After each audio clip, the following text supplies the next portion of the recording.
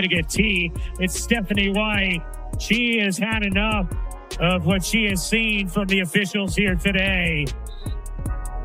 Understandable frustration from Stephanie White. Couple of possessions in a row where Leah Boston got the fouls. I thought the first one should have been on Howard. And then here, as Petty's in there, Hillman kind of tosses her to the side a little bit, and that was the straw that broke the camel's back there. Stephanie White wasn't sipping tea. She was boiling over. After watching whistle after whistle tilt the floor against Indiana, the Fever's head coach finally snapped. She stormed into the spotlight, unleashed her fury, and paid the price with a technical foul. But here's the truth, she wasn't just speaking for herself. She was saying out loud what every fan in the building already knew. This wasn't bad luck. This wasn't just playoff basketball. This felt like sabotage. How do you survive when you're missing half your roster and the referees are calling the game like the other team already won? That's exactly the nightmare Indiana faced in Game 1 against the Atlanta Dream. Injuries stacked high, emotions spilling over, and fans everywhere asking the same burning question. Were the Fever robbed? We got the injured reserves here with you guys, which last month, they just weren't able to travel. What does that mean to you specifically, just having them there? Yeah, I was super excited. I think just looking at the injured squad in itself, they just have a lot of knowledge. And so for us, just being able to listen to them, taking what they see, because obviously just them watching is going to be a different view than us on that court. And so super, super happy to have them with us. Imagine stepping into the playoffs already down 6 players before the ball even tips. That's not a storyline, that's a nightmare. For the Indiana Fever, it was reality. Caitlin Clark, gone with a season-ending groin injury. Chloe Bibby, out with a torn-up knee. Sophie Cunningham and Sydney Colson, both sidelined with their own knee problems. Ari McDonald, foot injury kept her grounded. And then just 24 hours before tip-off, Darius Dantas gets slammed into concussion protocol. 6 players. 6 crucial pieces ripped away before the biggest game of the year. Meanwhile, the Atlanta Dream showed up fully loaded, fresh legs, stacked depth, and no excuses. Tell me, how do you fight when the other team has weapons and all you've got is grit, tape, and stubbornness? That's the impossible task Indiana was handed in Game 1. Obviously, the injured players, they haven't been able to travel, some of them, but most of them are here now. How do they help kind of from a culture-wise and with just bringing some perspective to you guys? Yeah, I mean, we miss them every day on the court. So to be able to have them we had our plane, front of our plane, normally we have empty seats. It was filled on the way here. So, I mean, they bring energy, they bring light, they bring their vocal leaders, all of them. So to have them on this trip is huge. And I don't know how we're going to fit everyone on the bench. It's not that long. It's been packed recently. So I'm excited to see how we figure that out, but it'll be great to have them back with us. And yet, instead of folding, the Fever made a statement before the ball even bounced. Every single player, healthy or broken, traveled to Atlanta. 16 names, 1 team, 1 mission. But the sight on the bench told the real story. There weren't even enough seats. Injured players in street clothes were forced to sit in a second row, watching from behind their own teammates like they were boarding a delayed flight. It was unity on display, yes, but also a brutal reminder of just how battered this roster really was. Think about it. Other playoff teams bring in fresh rotations, reliable backups, safety nets for when their stars need a breather. Indiana, they were running on fumes, patching holes with whoever was left standing, while the injured reserves shouted advice and encouragement from the sidelines. This wasn't just a team.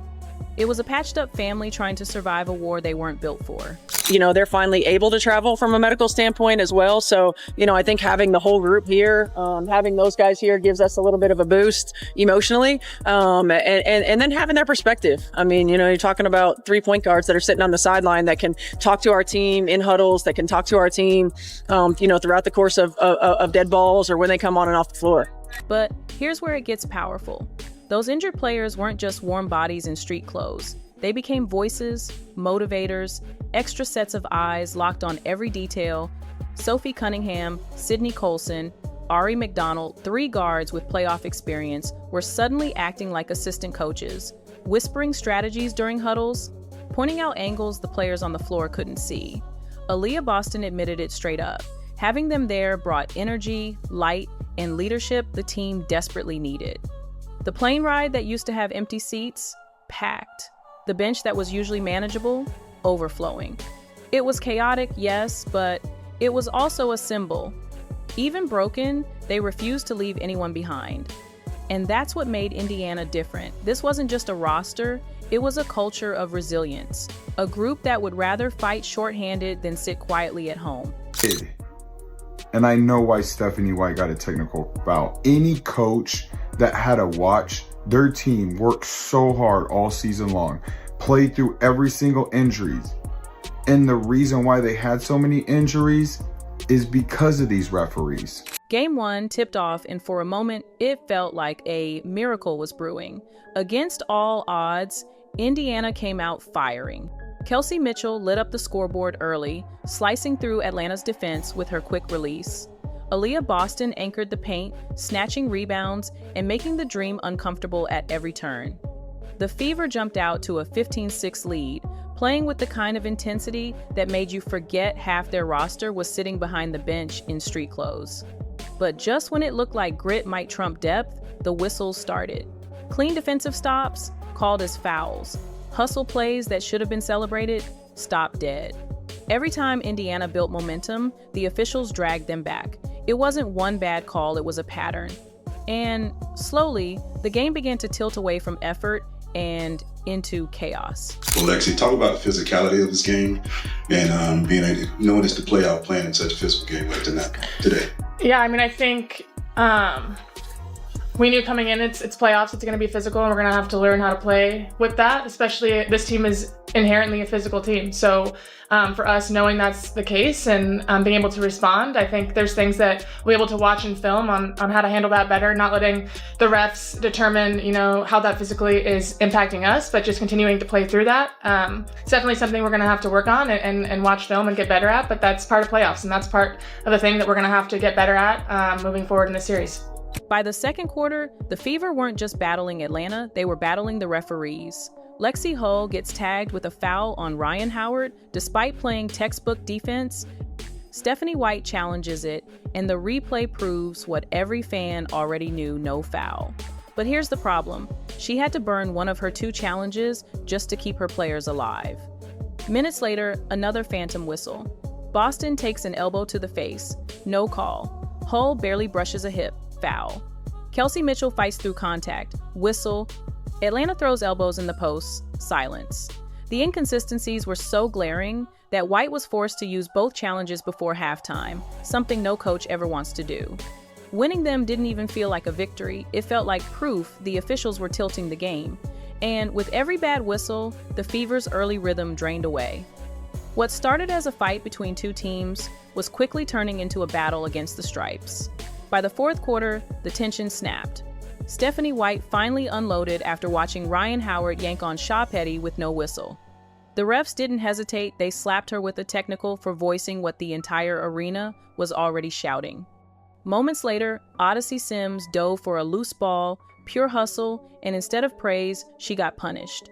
The building erupted in chaos.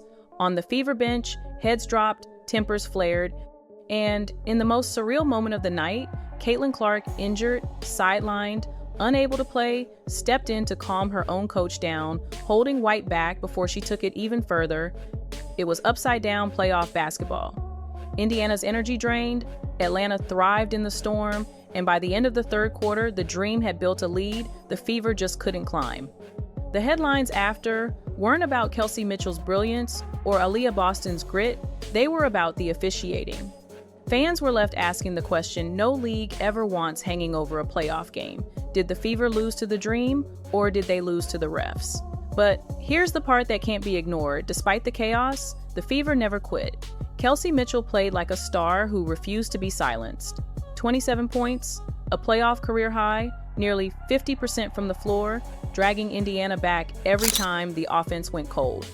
She didn't just score, she created, she defended, she carried. Beside her, Aaliyah Boston fought through foul trouble like a warrior, pulling down 12 rebounds against double teams and constant contact. 8 points may not scream dominance, but every board kept Indiana alive longer than they had any right to be. And then there was Lexi Hull, 9 points, 1 huge 3, and a motor that never shut down. She chased shooters, scrapped for loose balls, and played with the kind of energy that doesn't always show up in the box score, but defines who you are as a team. These weren't empty minutes. They were reminders. The Fever didn't roll over. They made the dream earn every inch. And now, everything shifts to Indianapolis. For the first time since 2016, Gainbridge Fieldhouse is hosting a playoff game. Nearly a decade of waiting, and this battered Fever team is stepping onto their home court with their season hanging by a thread. The same 6 players are still out, the same depth issues remain, but one thing changes the crowd. 17,000 fans packed into one arena, ready to make every stop feel louder, every bucket hit harder, and every dream possession just a little more uncomfortable. Stephanie White knows it. The players feel it. This isn't just about surviving another night. It's about proving Indiana basketball still matters on the biggest stage. And while Mitchell can't do it alone, and Boston can't carry the paint by herself, the energy from that building could become the spark that flips this entire series. Because in the playoffs, sometimes all it takes is one game to change the story. This series isn't just basketball anymore, it's survival. The Fever have fought through injuries, battled through chaos, and stood toe-to-toe with a fully loaded opponent while the officials tilted the floor against them. And still, they're alive. Game 2 in Indianapolis isn't just another playoff matchup, it's the first postseason game at Gainbridge in nearly a decade, and it carries the weight of an entire season. For Indiana, this is about pride, about resilience, and about sending a message that even broken, they will not bow. One game can flip everything. One crowd can shift the momentum of a series. So now, the question isn't just whether the Fever can win, it's whether the league will finally let the players, not the whistles, decide the outcome. Do you think Indiana was robbed in Game 1? Drop your thoughts below, make sure you're subscribed, and get ready because this series is far from over.